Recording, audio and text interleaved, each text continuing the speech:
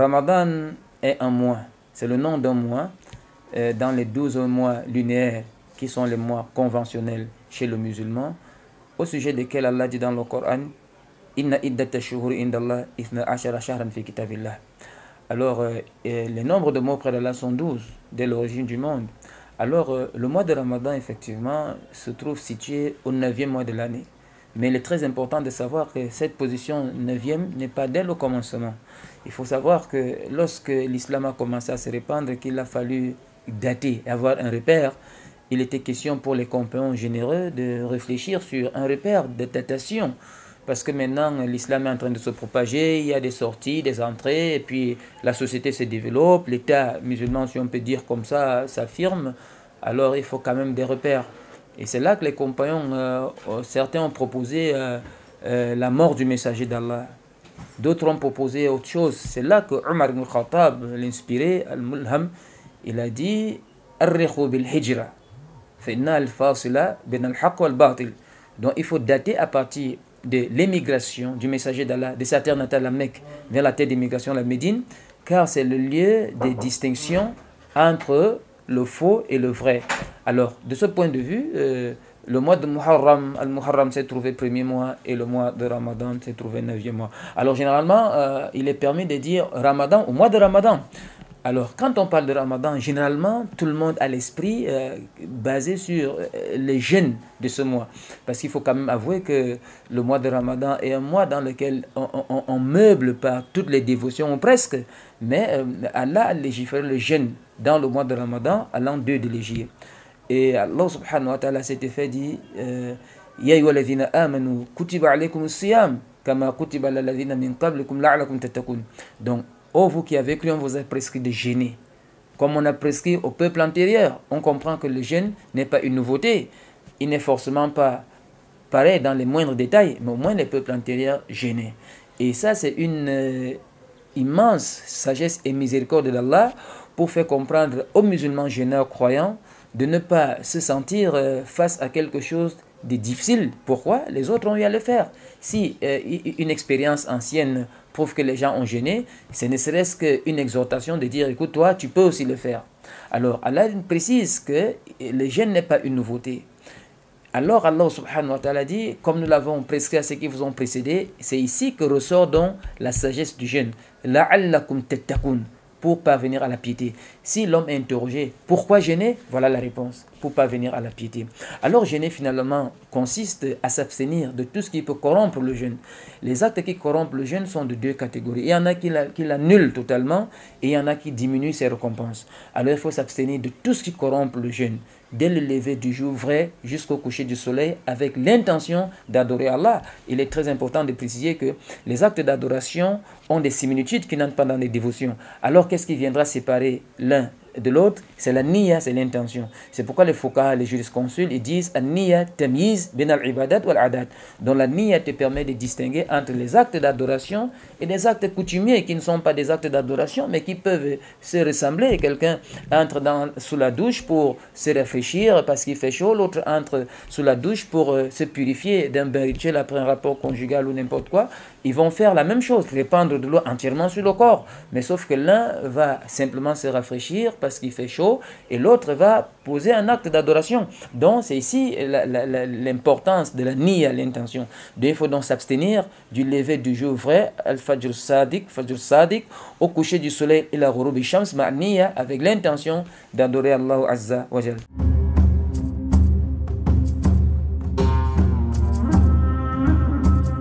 Alors il faut préciser que les actes d'adoration dans l'islam ont quand même ces deux volets. Hein. Et vous avez des actes d'adoration strictement obligatoires et vous avez des actes d'adoration surrogatoires. Il faut toujours rappeler que cela constitue aussi une preuve de la miséricorde d'Allah. Parce qu'il faut quand même, quoi qu'on puisse dire, hein, adorer Allah à la perfection n'est pas une histoire telle qu'on se lève le matin, on la réalise le soir. Compte tenu de cette nature humaine qui court toujours vers la perfection, Allah a mis à côté des actes obligatoires, des actes surérogatoires qui accompagne, n'est-ce pas, c'est-à-dire le fidèle, de telle sorte que si la balance est un peu timide dans les actes obligatoires, les actes surrogatoires viennent combler, n'est-ce pas, les manquements, ou permettre au serviteur d'augmenter sa balance des bonnes œuvres, etc. Ou alors compenser les manquements de l'acte obligatoire. Alors, effectivement, vous n'avez pas le jeûne que dans Ramadan. Le musulman se retrouve en train de jeûner tout le temps, s'il veut. Dans les jeûnes surrogatoires, vous avez le jeûne de Daoud qui est le meilleur jeûne, c'est-à-dire il jeûne un jour, il rompt un autre. Finalement, toute l'année, on est jeûneur. Mais vous avez aussi des jeûnes qui ne sont pas comme ceux de Daoud, le jeûne de lundi, le jeûne de jeudi, le jeûne de 3 jours dans le mois. Tout cela est argumenté par les textes révélés, mais cela ne relève pas des obligations. Alors, vous avez à côté du jeûne de Ramadan, ou le jeûne dans le mois de Ramadan, une autre catégorie de jeûne obligatoire. Le jeûne de vœux, par exemple. Celui qui fait un vœu de jeûner, s'il bénéficie d'un bienfait d'Allah, ce jeûne lui est obligatoire. Celui qui a commis un péché où il faut expier, ce jeûne est obligatoire. Si l'expiation se rattache au jeûne, et ce jeûne devient obligatoire parce que c'est le seul moyen de résoudre le problème. Alors, ou de réparer le dommage. Si l'acte commis, le péché commis exige qu'il soit réparé par le jeûne. Voilà donc une catégorie de jeûne obligatoire. Alors, le jeûne de Ramadan, en tant que pilier dans le mois de Ramadan. Pourquoi? C'est la volonté divine. Allah, il est sage. Il décrète ce qu'il veut et on ne lui pose pas la question de savoir pourquoi. Allah a préféré que le jeûne s'effectue dans le mois béni de Ramadan parce que effectivement, c'est dans ce mois qu'Allah a fait descendre le Coran. Et vous savez que le Ramadan est toujours attaché au Coran. Shahr Ramadan alladhi unzila fil Coran. Et puis aussi, le mois de Ramadan, c'est le mois durant lequel le messager d'Allah a reçu la prophétie. Lorsqu'il reçoit la prophétie, les historiens situent dans le mois de Ramadan. Iqra bismi rabbika alladhi khalaqa, c'était dans le mois de Ramadan. Le mois de Ramadan aussi, c'est le mois qui, lorsqu'il entre, toutes les portes du paradis s'ouvrent, les portes de l'enfer sont fermées, les démons rebelles sont enchaînés. Le mois de Ramadan, c'est aussi le mois durant lequel, lorsque tu as accompli la Umrah, la visite pieuse, tu as la récompense de celui qui a accompli le pèlerinage en compagnie du messager d'Allah. Le mois de Ramadan, c'est le mois d'absolution des fautes. Le mois de Ramadan, c'est le mois où les fidèles diminuent les péchés. Parce que en fait, ils n'ont pas un argument solide de pouvoir pécher. Le corps est fragile et puis l'homme est connecté à son Seigneur. Donc, même les non-musulmans savent que c'est un mois de dévotion. Ça fait en sorte que le mois de Ramadan a quand même des particularités qui, peut-être, Allah alam, ont été le mobile pour Allah de choisir un acte d'adoration sublime comme le jeûne. Parce qu'il faut savoir que le jeûne, au-delà de toute chose, est la plus grande école, je veux dire l'unique école vraie de la sincérité. Parce que tous les actes d'adoration, même les actes qui sont plus que le jeûne en termes de degré de piliers, sont susceptibles d'être fauchés par le manque de sincérité. Parce qu'il y a des témoins. Imaginez, vous êtes un musulman, vous ne venez pas accomplir la prière à la mosquée. Ça fait un problème. Vous êtes un mauvais musulman. Vous êtes obligé de venir à la mosquée. Mais quand vous êtes obligé de venir à la mosquée, est-ce que vous êtes motivé pour la volonté d'Allah? Est-ce que vous êtes motivé pour chercher l'agrément d'Allah? Ou alors vous avez peur qu'on dise qu'on ne l'a pas vu à la mosquée? Donc ce genre d'adoration publique sont toujours susceptibles d'être victimes de quelques anomalies. Alors que le jeûne est l'unique exception parce que le seul témoin du jeûneur, c'est Allah et le jeûneur lui-même. Personne ne peut dire que tel jeûne ou tel ne jeûne pas. D'ailleurs, les femmes qui ont même la possibilité de ne pas jeûner à cause du cycle menstruel, etc., n'ont pas le droit de venir manger publiquement pour présenter à l'opinion leur état et leur situation. Donc finalement, le seul témoin du jeûneur, c'est Allah seul, et le jeûneur, le seul témoin du jeûne, c'est Allah et le jeûneur. Donc ça, c'est la première école qui distingue le jeûne d'autres choses, la pureté du culte, la sincérité, l'ikhlas. Deuxième chose aussi, le jeûne est la véritable école de patience, d'endurance, parce que toutes les trois endurances se retrouvent dans le jeûne. Effectivement, dans le jeûne, on endure pour obéir à Allah, as-sabr ala ta'a. On endure pour ne pas désobéir à Allah, as-sabr anil maharim. Et maintenant, on endure as-sabr al-maqdour, al-ibtilayat. On endure, n'est-ce pas, dans les décrets d'Allah Azzawajal. Allah t'a décrété de t'abstenir, de manger et de boire et d'aller vers ton épouse. Ça, c'est un décret divin. Alors, tu patientes. C'est pourquoi Allah, avec une de ses éloquences, dans un récit transcendant, il dit « Taraka ta'amahu wa sharaba wa shahwatahu li ajli » Le jeûneur a abandonné sa nourriture, sa boisson et ses désirs passionnels à cause de moi. Et c'est pourquoi Allah dit, c'est moi qui rétribue le jeûne.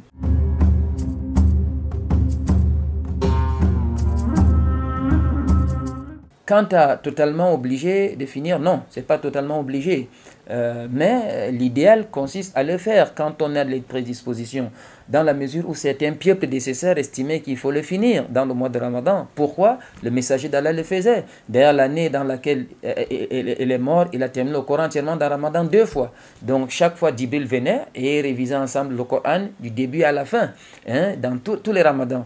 Mais cette attitude n'est pas une obligation formelle que si quelqu'un ne le fait pas, il est défait par des péchés, mais disons plutôt que l'idéal sera de le faire tant qu'on a la possibilité de le faire. Une très bonne organisation peut permettre à quelqu'un, c'est vrai, les choses deviennent de plus en plus difficiles dans l'espace-temps, le climat économique et tout ça, il faut bouger, il faut se mouvoir, etc. Mais malgré ça, au bout de la patience, il y a toujours la félicité. Quelqu'un avec une très bonne organisation, il peut se battre de finir le Coran ou de lire une bonne partie du Coran dans Ramadan.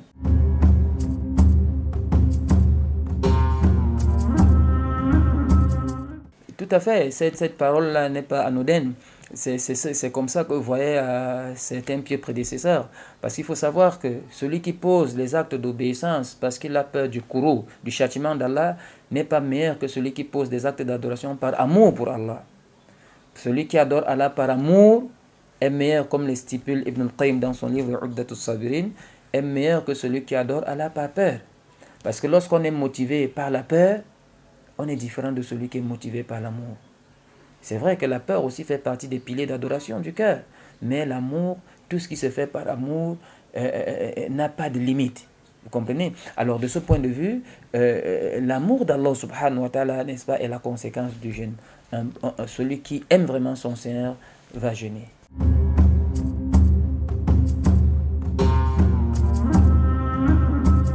Non, le jeûne est plus vaste parce que vous savez, la taqwa, c'est quoi? C'est mettre en pratique tout ce qu'Allah nous ordonne et de s'abstenir de tout ce qui nous interdit.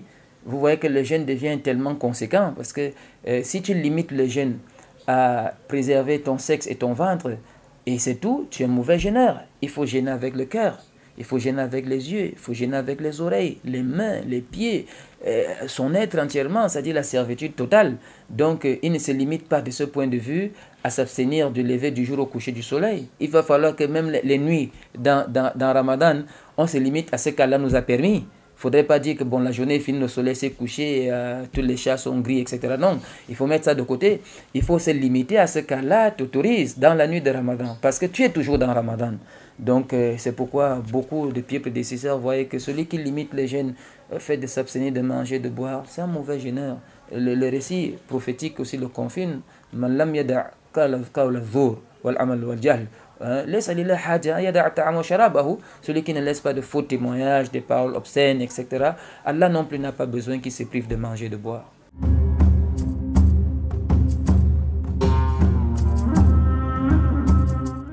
Bon, le mot se rattraper, c'est pas vraiment le mot. Parce qu'en fait, si nous parlons de nous rattraper, c'est comme si le jeûne est venu nous obstruer. Non. En fait, Allah dans le jeûne n'a pas besoin de nous faire subir la famine ou la soif. Non, c'est pas ça la visée du jeûne. Allah dans le jeûne a beaucoup plus envie de nous purifier. Vous savez que la purification de l'âme exige le sacrifice. C'est pourquoi le but du jeûne est tazkiyatul nufus, tazkiyatul akhlaq, c'est-à-dire c'est la correction des comportements, la purification de l'âme. Ne disons pas se rattraper. C'est d'ailleurs pourquoi beaucoup de savants et beaucoup de gens de science voient que lorsque l'heure de rupture du jeûne arrive, il ne faut pas aussi s'empiffrer aussi pour des causes même de bonne santé. C'est-à-dire qu'il faut continuer à être modéré, il faut manger de manière relative, surtout que vous avez aussi dans le jeûne des dévotions nocturnes. Il ne faudrait pas qu'à l'heure de la rupture, quelqu'un avale tout ce qu'il voit et puis il est incapable de se lever pour continuer la dévotion. Vraiment, le mois de Ramadan vient vraiment discipliner quelqu'un dans tous les sens de la vie. C'est-à-dire même l'hygiène alimentaire, il faut être très très mesuré. Il faut être très mesuré. De manière générale, ne parlons pas de rattrapage, mais disons que miséricorde d'Allah, Allah qui nous a privés de manger, nous donne la permission de manger, c'est aussi une grâce. Et sans perdre de vue qu'effectivement, l'acte de jeûner en soi aussi permet à chacun de nous d'estimer la valeur de ce qui parfois passe tout le temps à nos yeux, mais on n'estime pas la valeur. Vous savez que quand quelqu'un a presque tout ce qu'il veut, là, le réfrigérateur a des fruits, des boissons, il y a des choses au magasin, parfois on ne reconnaît plus la valeur de la nourriture.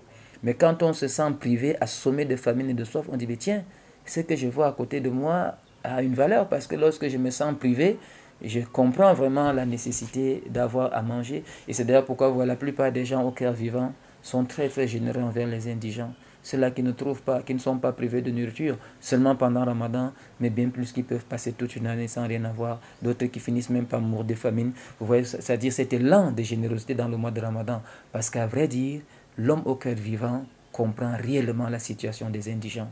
Et il se dit, Allah qui m'a donné, faut que je cherche la satisfaction de mon Seigneur en donnant aussi.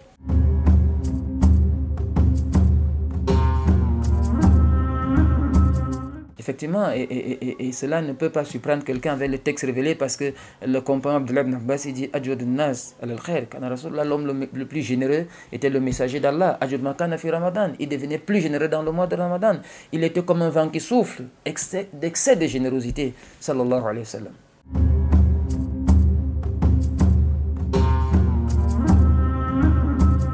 L'idéal, c'est de les accomplir parce que vous avez ce qu'on appelle Ijma Sukouti, c'est-à-dire depuis 15 siècles, les musulmans se rassemblent dans les nuits de Ramadan pour prier dans les mosquées. Donc, l'idéal, c'est de les faire. Mais il faut toujours rappeler que ça n'entre pas dans des obligations telles que si quelqu'un ne l'a pas fait, il est forcément coupable d'un péché. Mais quand même, si quelqu'un les délaisse aussi, il se prive lui-même de beaucoup de biens.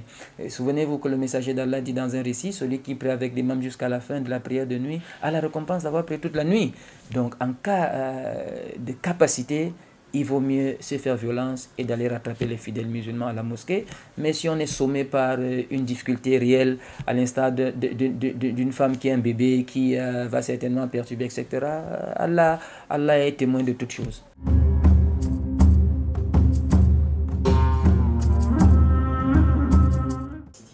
Alors, pour bien vivre Ramadan, Allahu A'lam, la première des choses consiste à donner de l'importance à l'acte phare de Ramadan qui est le jeûne. Il faut veiller sur son jeûne. Il faut veiller sur ses prières de nuit, parce que les textes les a mentionnés. Il faut veiller. Il faut veiller sur la lecture du Coran. Il faut être vraiment conséquent. Il faut se faire violence. Il ne faudrait pas que les journées dans le mois de Ramadan ressemblent aux journées en dehors de Ramadan. C'est maladroit. Quitte à se priver même de gagner de l'argent pour Ramadan. Imaginez quelqu'un qui travaille 8 heures tous les jours et gagne 10 000 par exemple par jour de travail. À cause de Ramadan, il peut se dire, voilà, je vais me contenter de 5 000, je travaille 4 heures et le restant des heures, je le mets dans ma dévotion. Ramadan exige cela. Ramadan est plus en droit qu'on le fasse. Parce que quand il s'en va, n'oubliez jamais que 11 mois doivent s'écouler pour qu'il revienne. Et pendant 11 mois, beaucoup de choses peuvent arriver. Alors, de ce point de vue, il faut, n'est-ce pas, mettre du sérieux dans ces actes phares de Ramadan en soi. À cela s'ajoute aussi le fait, n'est-ce pas, c'est-à-dire d'être généreux. Parce que la générosité a été aussi mentionnée dans le texte. La générosité a été mentionnée, c'est-à-dire qu'il faut être généreux. À côté de cela aussi, il faut être constamment dans l'évocation d'Allah Azzawajal. Ne pas négliger des sunnahs, etc. Et puis aussi, le meilleur sera de toujours faire un bilan. Parce que lorsque le soleil se couche, comme ça, tu te dis, voilà, alors j'ai fait un bilan. Combien de pages de Coran ai-je lu? Combien d'actes d'adoration ai-je fait? Avec ce bilan-là, si on n'a pas atteint nos objectifs, on revient repentant vers Allah et puis on prend des engagements et on essaie de voir qu'est-ce qui nous a empêchés d'y parvenir pour ne pas y remédier. Il en est ainsi pourquoi? Parce que pour y remédier. Il en est ainsi pourquoi? Parce que chaque jour de Ramadan qui s'en va, c'est une partie de nous qui s'en va, qui ne reviendra plus jamais. Donc il faut vraiment être conséquent. Et le meilleur de tout cela, Cheikh, c'est de lever les mains vers Allah et de lui implorer son secours.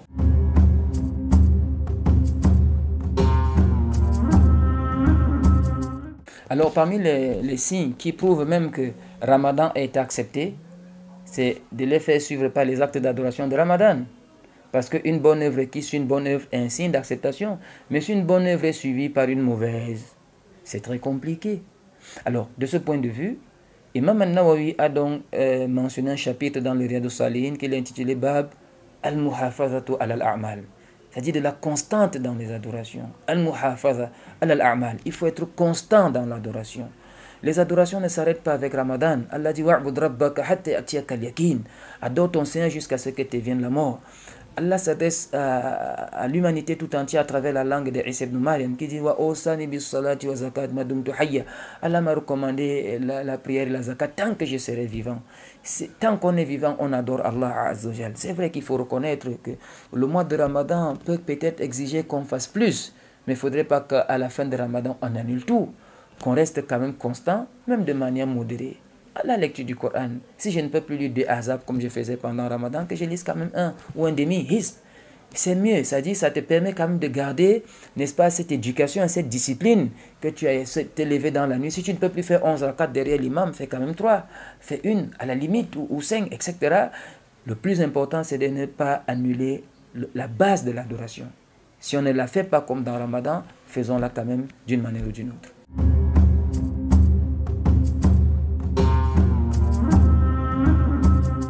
Wallah lazim, c'est-à-dire, comme tous les fidèles musulmans du monde, nous remercions Allah pour nous avoir accordé la vie et la santé dans Ramadan. Parce que la formule de remerciement est la formule d'ajout. Qu'à chaque fois qu'on dit merci à Allah, il nous ajoute. Nous devons penser à ceux de nos frères qui sont aujourd'hui dans le barzakh, qui se sont avancés dans la miséricorde d'Allah. Ils ne peuvent plus gêner. Allah nous a donné la longévité et nous nous trouvons vivants dans Ramadan. Alhamdulillah, dotés d'une santé parfaite. On remercie Allah et on profite pour demander à Allah subhanahu wa ta'ala de nous soutenir et de nous maintenir. Et d'accorder, n'est-ce pas, la bonne santé à tous les musulmans du monde et d'accorder la paix à toutes les terres de l'islam du monde, notamment la nôtre aussi. Voilà mon mot de fin. Barakallahu fikum.